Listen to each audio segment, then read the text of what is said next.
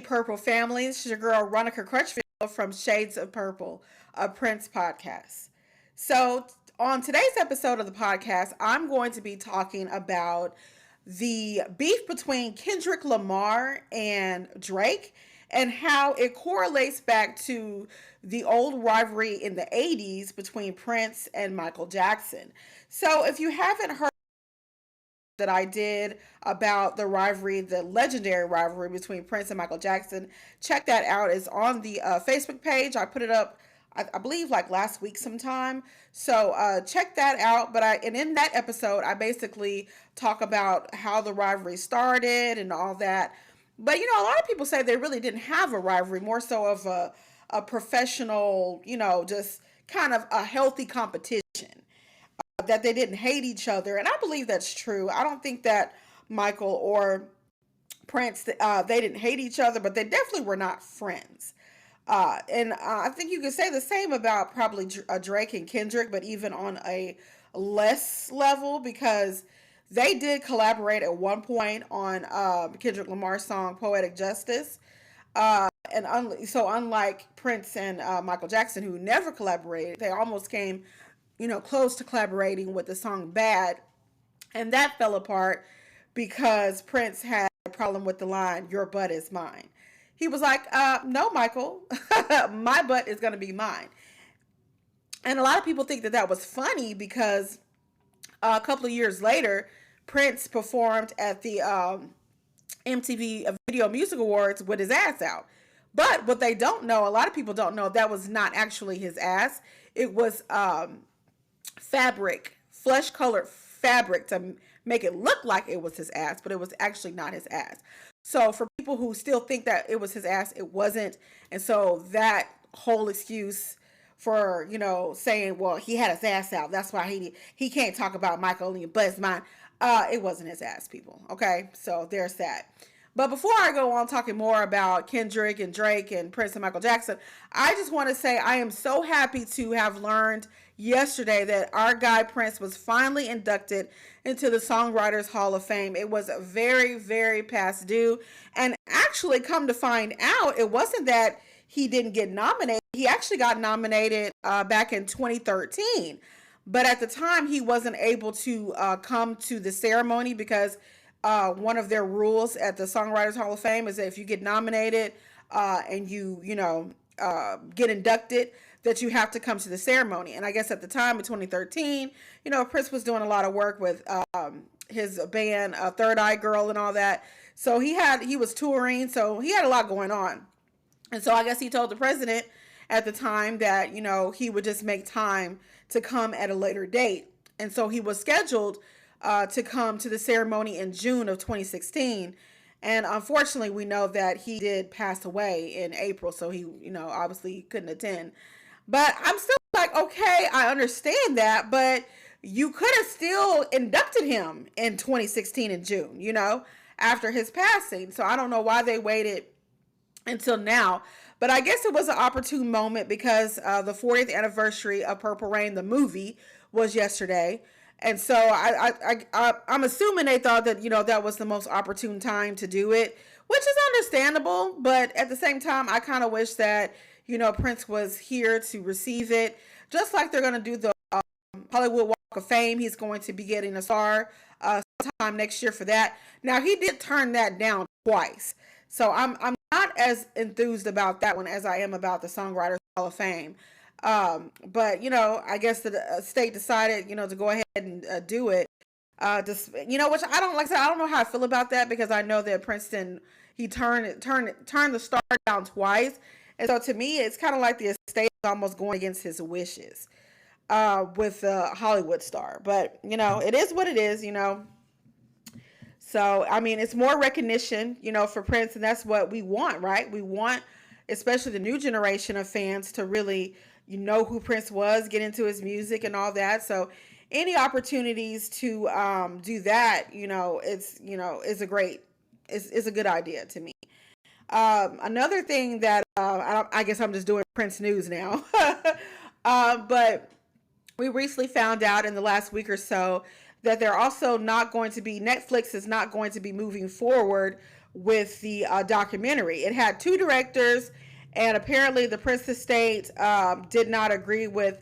Uh, they said something about inaccuracies and not having to do with sex or anything like that or drug use. Apparently, it was just some facts that were in the documentary that were not actually facts. The state would not agree to clear the Netflix documentary, and the director, they had another director called Anna. I can't remember her last name for nothing in the world. I'm sorry, y'all, but Anna something. And then they got a new director who was a guy, and he was also kind of well known for doing documentaries. And it's just a lot of. I just hate to see all of that that wonderful footage that they made go to waste with all those interviews and things like that. So I hope that at some point they can get it together and maybe something will come out. They're doing all these different biopics. I know Michael Jackson's biopic is coming out. I hope this microphone is on, y'all. This is kind of a new setup for me. So I can't really hear it. So I'm really praying that it is on. But if it's not, I'll just have to go back and do this again. No biggie. But anyway, so yeah, there's all these biopics coming out. Like they had the Amy Winehouse biopic that came out a few months ago. Me and my husband watched that. It was okay. I liked it. Now the actress that played Amy Winehouse, she actually did all the singing. And she sounds similar to Amy, but not entirely like Amy. Amy had a much stronger voice than the actress, but she did the best that she could. And I know Michael Jackson's biopic is coming out, I think, in April of next year. Definitely going to go see that.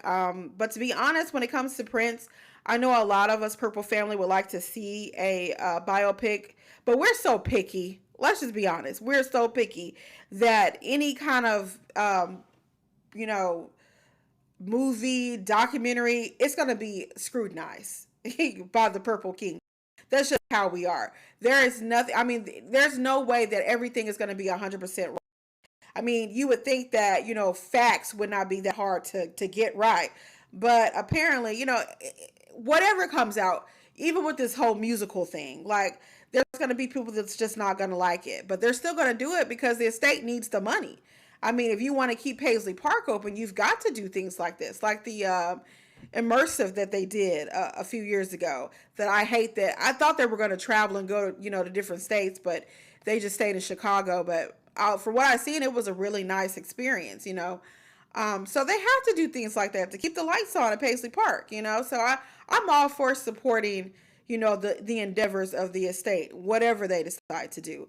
I'm going to go to the musical if I can. I'm going to buy the all of the super deluxe editions. Like, I'm going to support the estate because I want to be a part of keeping Prince's legacy alive, So, but that's just me, you can decide for yourself what you will and won't support.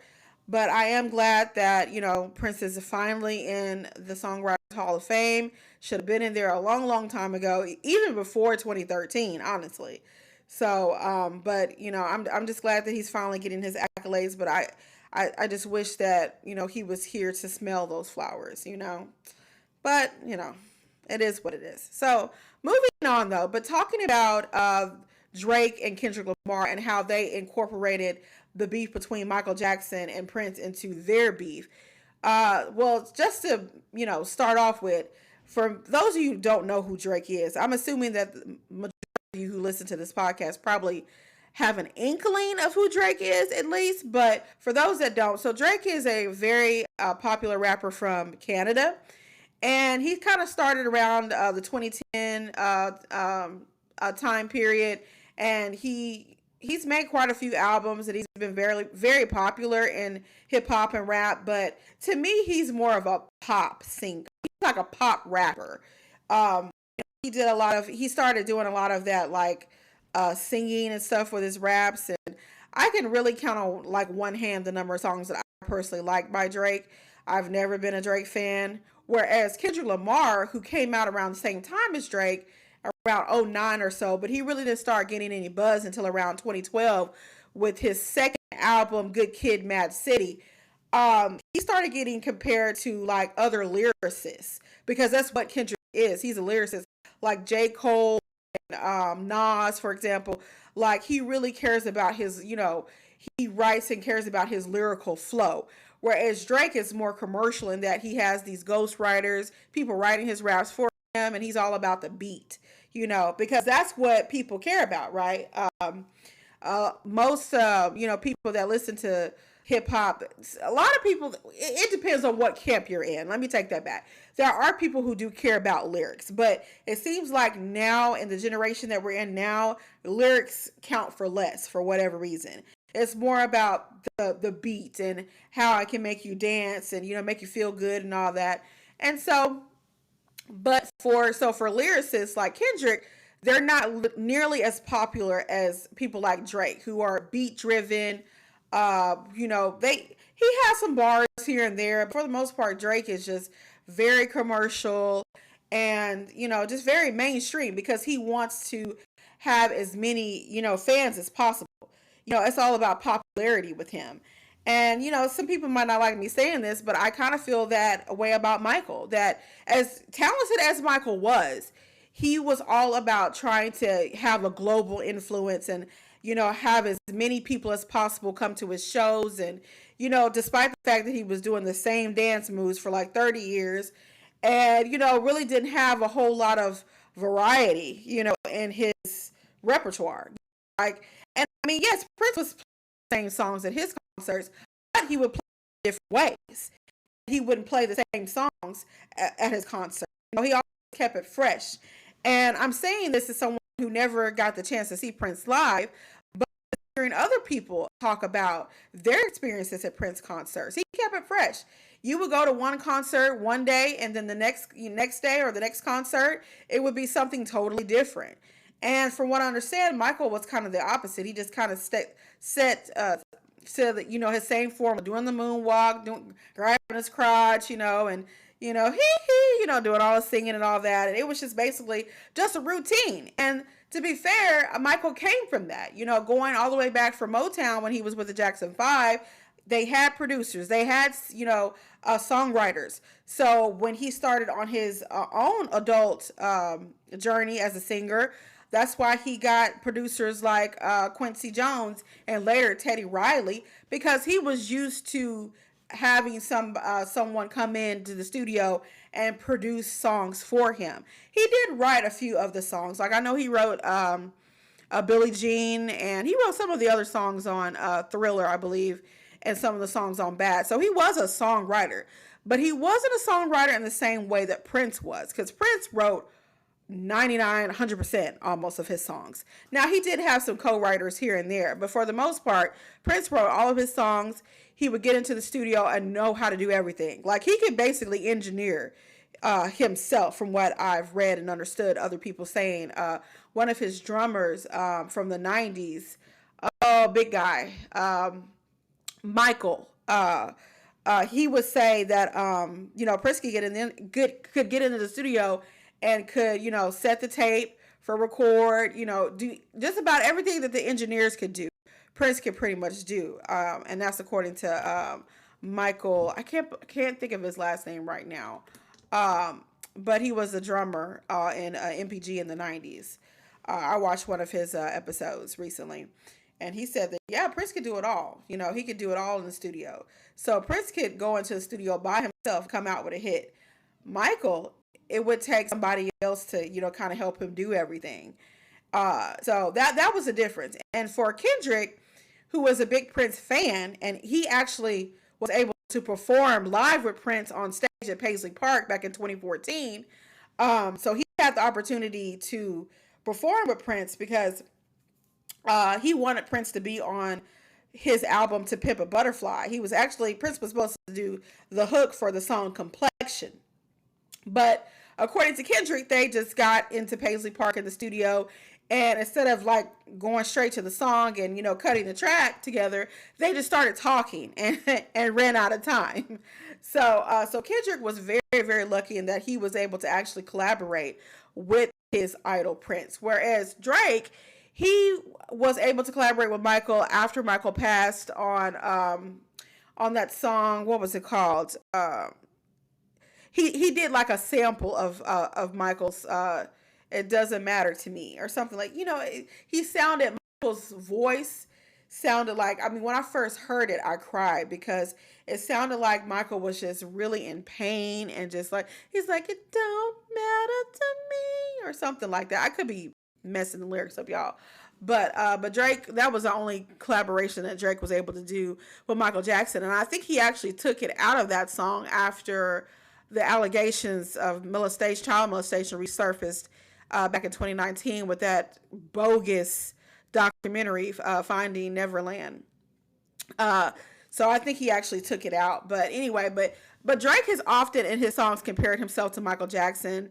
I can't remember the name of the song. I want to say it was it Tootsie Slider, where he said, "I am Michael Jackson in every way. I'm MJ." Yeah, he said, "I'm MJ in every way." And then he was like, "I don't know if you really know this, but I'm actually Michael Jackson." No, you're not, Drake. You're actually just Drake. You are not Michael Jackson. But because he had, I think now they may be even as far as the U.S. artists that had #1 hits on the 100. What am I trying to say? The 100 top artists chart, the hot singles chart. That's what I'm trying to say. The hot singles top 100, hot 100, the hot 100 singles chart. I don't know what the number is, but I know that I believe Drake is now tied with Michael Jackson, if he hasn't already surpassed him, and the record for the number of #1 hit singles in that particular chart. Because I think that Michael had around maybe 12 or 13 #1 hits, and I think that Drake has around that as well. And so he said in one of his songs, he said, I'm one away from Michael. So beat it, nigga, beat it," is what he said. So he often compared himself to Michael Jackson. So when this beef started I believe in April or May, no, it was March, I think, when Like That came out. It was a Future song, but it featured a verse by Kendrick Lamar, in which Kendrick Lamar said, Prince outlived Mike Jack. And he said that, I think it was more than, he was meaning more than just Prince outlived Michael Jackson, which he did by 7 years. He was saying that Prince's legacy will mean more. Just like he feels like his legacy compared to Drake's will mean more because of the artistic integrity. Drake and Michael Jackson are considered to be very mainstream artists, very popular artists. And that's not to say that, their legacies will not be cemented, because especially Michael Jackson's, it very much is.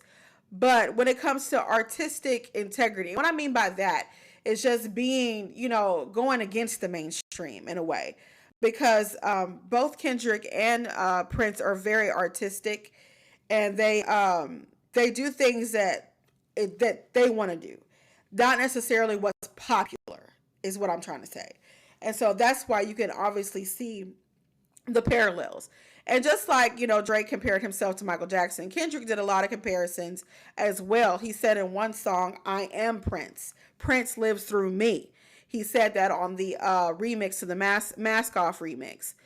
And I don't want to say that he's necessarily wrong about that, but he is not Prince. But I think that he is one of the artists that was deeply influenced by Prince. And because let's just be clear, there will never be another Michael Jackson. It will never be another Prince. So let's just get that cleared.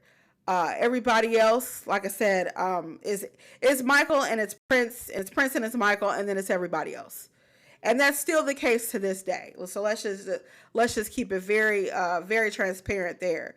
But yeah, so they brought up this whole beef between Kendrick and Drake has brought out, all of, bringing to the surface again the old rivalry between Prince and Michael Jackson, and a lot of people making comparisons. And what I noticed on a lot of the comments on a lot of these videos, on YouTube and on Facebook and elsewhere is that people are really sleeping on Prince. Like, they really have not taken the time to really listen to his music and get into his catalog, because it is a very varied catalog. I mean, he has over 40, 39 albums, 39, 40 albums, depending on how you, I think it's 39 for his lifetime. Excuse me. It's 39 for his lifetime. And since then, we've had a couple of other albums that have come out since since he left us.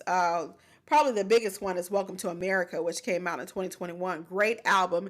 If you haven't checked it out, and for any of you Prince fans that are stuck in the 80s, let me just say this: get out. Get out of the 80s, because Prince had wonderful music not only in the 90s. Also, if you're one of those fans that's stuck in the 90s, get out of the 90s. Okay, he also had great music in the 2000s and 2010s. Artificial Age, fire. His very last album during his lifetime, Hit and Run Phase 2, fire. Okay, fire. Please check it out, because we have a lot of so-called Prince fans or fans that are just stuck in one decade of his music. And so let me please tell you, please venture out into unknown territory, because that's what I had to do. When I decided that I was going to be this dedicated Prince fam, I was like, okay, I want to listen to all of his music, not just, the popular ones, the popular albums from the 80s or the popular ones from the 90s. I want to listen to it all. So I set out doing that. So I suggest that if you really want to call yourself a Prince fam, I'm saying fam instead of fan, because fan is short for fanatic, and he does have a lot of fanatics, unfortunately. But so we refer to ourselves as the Purple Family or the Purple Army. But yeah, when I decided I was going to be a Purple fam, I'm like, I got to listen to all of his music, And are some music of Prince's that I don't care for? I wouldn't say that I don't care for it, but I would just say that I don't listen to it as much. I will say that. But and I may even talk about that on another episode, about maybe some of his music that I don't really listen to as much, because I don't want to say that I don't care for it, because really I do like 99% of Prince's music. I absolutely love. But there are some things that, like I said, that I don't necessarily listen to. So I'll save that for another episode. But going back to Kendrick and Drake, so we have, we've got our Prince fans, we've got our Michael Jackson fans, and so they've come back into the fray, setting up sides. And Drake responded to what Kendrick said about Prince outliving Michael Jackson by saying, well, what's a prince to a king? A son. And so that was a double entendre, and that the fact that Michael Jackson's son is Prince, and then you have to be a prince first before you can be a king, because a prince is usually a son to a king. And they called Michael, the king of pop. So that was that. But then in another song, and if not Family, Family Matters. He kind of flipped the script, and then he kind of dissed Michael. Drake did. And saying that, what, maybe I'm really Prince and you're actually Mike, because Mike wanted to be white, is basically what he said.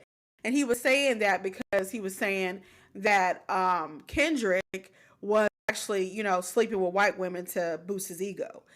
And I'm just like, come on, now how you going to say that you want to be like Mike and you Mike, but then diss him?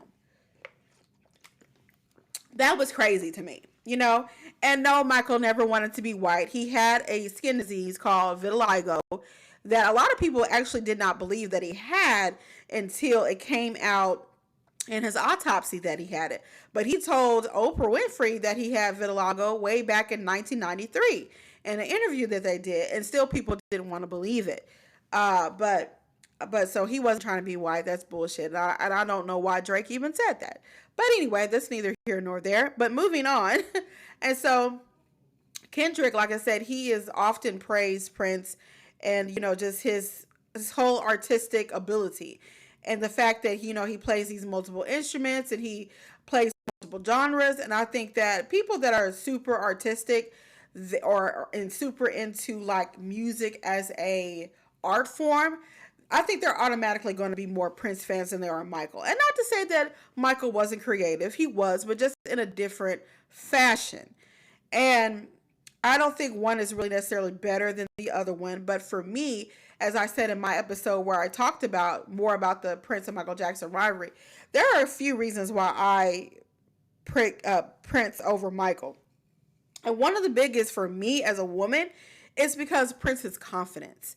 Michael thought he was ugly when he wasn't. He thought that, people didn't, he needed all of this adulation from other people. He needed the roar of the crowd. Where Prince, he was appreciative of the roar of the crowd, but he didn't necessarily need it. He just wanted to get his music out there, and if people dug it, they dug it. But as far as his looks, like his physical looks, Prince knew he was fine. Okay, he had a strut when he walked. Like, you couldn't tell him little buddy wasn't fine. Even though all 5'2" of him was fine with his hairy chest. Like, I mean, he just loved himself. Now, of course, like everybody, he may have had a time or two where he felt like he was, maybe not looking his best. But yeah, we all go through that. But he was always dressed to the nines, and he always looked good, smell good. What did Deion Sanders say? You look good, you smell good, you feel good. That whole thing. That's exactly what Prince was on. If you feel good, you look good. That type of thing. And so for me, that was kind of my attraction. In addition to his music, which I enjoyed a little bit more than Michael's, was because he was whereas Michael was cute and he had like, little songs, cute little love songs here and there. Prince was just sexy, and he, has songs about sex and, much more mature type of songs that you can, relate to as an adult. Whereas Michael, he was Peter Pan. He never really grew up. He was stuck on, wanting to be a kid forever. Where Prince was like, I mean, you got to grow up sometime. And eventually you're going to, have sex, do other, adult things. And so Prince was like, I'm going to be a part of that journey with you, So, and he was in many ways. In many ways, he very much was. So that's, to me, those were some of the differences. But anyway, so that's all I think I'm going to have to say about Kendrick Lamar and Drake. We're kind of waiting on what's going to happen now as far as who's going to make the next move. Kendrick put out the video for Not Like Us, which is being played ever since it came out on May 4th. It's been played like crazy, and now people are saying on Facebook they're tired of hearing the song. But he put out the video for that back on July 4th, which I thought that was very interesting that he put out the video on July 4th for that, because Drake being from Canada, and 4th of July is a United States holiday. It's a U.S. holiday. So I could see, him doing that. And then he had a big concert in L.A. on Juneteenth back in June, and he did Not Like Us like 5 times. So using another time, because Drake had a lyric in was it I think it was in Family Matters, or maybe it was in another. I can't even remember the names of all the songs in Abuse now, but he had this line where he said, "You are rapping like you're trying to free the slaves," is what he said about Kendrick. And Kendrick turned it around and said, "And Not Like Us, no, you are trying to profit off of other people's work like slave masters did back in the day in Atlanta." He said that, he named all of these Atlanta artists that, Drake was using and to just try to be like more well known in Atlanta, like he's acting like he's from Atlanta, but really, he's not a colleague, he's a colonizer, is what Kendrick said about Drake. Now, as far as Michael and Prince, they never really went back and forth with each other in the press about not liking each other. But so they did more subtle things, like Michael Jackson in the song, I think it was the song Invincible, off the Invincible album. He has this line where it says, "He promised you diamonds and pearls, but he can't do it like me." So stuff like that. And then on a song in Musicology that came out in 2004, Prince had a line where he said, "I ain't never got my nose done. That's the other guy." So they would kind of go back and forth with each other very subtly. And, and at the time we might have not known that that's what it was. But yeah, So they had a little bit of a rivalry, but it wasn't like they were trying to like kill each other. But I will say this before I get off. Oh, excuse me, y'all. So they're supposedly with the whole thing that happened in 1983 at the James Brown concert. So Quincy Jones maintains that after everything happened, that after Prince like embarrassed himself and swung on a pillar that wasn't bolted to the ground and fell into the crowd, that he tried to run over Michael and his mother and his sister Latoya, and I for one do not believe that, because Quincy has never liked Prince. And I really do believe that he's just making shit up. I really do not believe, just kind of like with the whole Sinead O'Connor thing, where Sinead O'Connor lied on Prince and said that he attacked her. And now, from what I hear, Sinead O'Connor spit on him.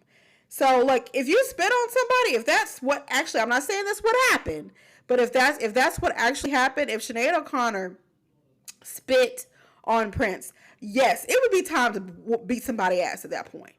Like, and I don't. So if that is what happened, but I still don't think that he would have put his hands on her. I think that he would have just, probably told her to leave or something. I don't really think that he probably would have cussed her out, because he was, he was cussing back then. But I don't see him like trying to, physically assault her. But I kind of feel like if you spit on anyone, that is the highest level of respect. So if you spit on someone, I'm just assuming you know how to fight. if you spitting on people, you know what I'm saying? So if that's what happened, but I don't really believe Sinead either, because she suffered from mental disorders for most of her life. She said all lies about her mother. She passed away last year, so rest in peace to her. But she did, talk a lot of stuff about people and just told all these. I think they said she was bipolar. So yeah. I mean, that she was what she was, but I didn't believe her. And Arsenio Hall threatened to actually sue her, because she had said that Arsenio Hall was Prince's drug dealer. And Arsenio was like, oh, no, ma'am. No, ma'am. Back down, because she was about to get her ass. So you don't always want to believe. I say all that to say, you never want to believe when you hear something about somebody in the press. You have to kind of go down the hole and do some research. So yeah, I don't believe that story about Prince trying to run people over. I don't see him doing that, and I just think it's just a lie. Quincy never really cared for Prince and didn't like the fact that Prince never wanted to work with him. But like I said, I could be wrong. These are just all my opinions, but that's just kind of how I feel about it. So there's that. But I think that's it. I know I'm like a preacher. I keep saying I'm gonna conclude, but I haven't yet. But I really am now. So you guys, thank you for joining me on this episode of Shades of Purple. Up next, I'm going to start rereading Maite's book, The Most Beautiful. So pray for me. And also pray for me and my husband. We're actually going to be on our way to Paisley Park next weekend. We actually have tour tickets for the Ultimate Experience Tour at 9 o'clock in the morning next Saturday, August the 3rd. I am super, super excited. We're actually going to be there on Friday and going to be doing some shopping at Mall of America in Bloomington as well. I'm going to try to put some little snippets, reels and things up on the Facebook page and the YouTube channel as well. So just be on the lookout for all of that next week. So until I see you guys again, peace and be wild, and may you live to see the dawn. Bye.